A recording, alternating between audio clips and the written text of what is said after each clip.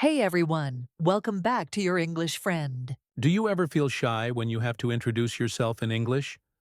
Don't worry, today we'll show you how to do it confidently and naturally. Whether you're meeting new friends, joining a class, or starting a job, this lesson is for you.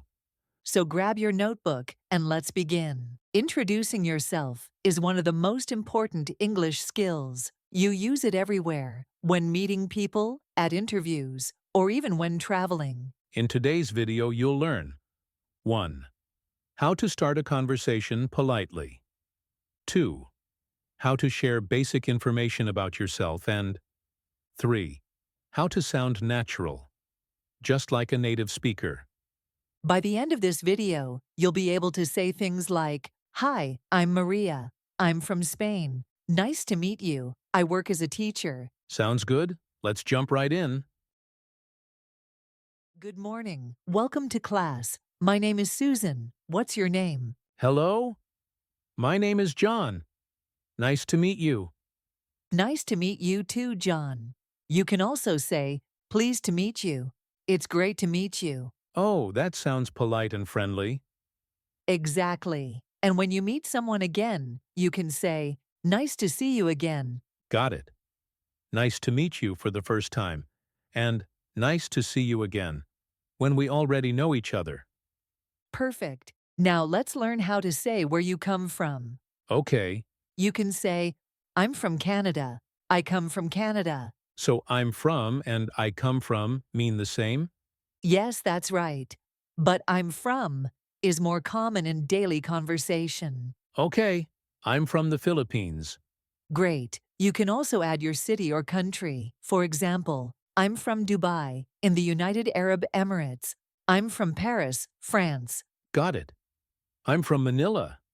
Perfect pronunciation. Now let's move to the next part, what you do. Like a job? Exactly. You can say, "I'm a teacher. I'm a student. I'm an engineer." Oh, so a teacher, but an actor. Correct. I'm a student. I study business. Nice. You can also say, "I work at a bank. I work for a company. I study English at college." Okay, I work at a cafe. Perfect. If you want to make your introduction more interesting, you can add one more detail, like your favorite food, your family, or your goals. Really? That's great for small talk. Yes, here are some examples. "I live with my family. I have one brother and one sister.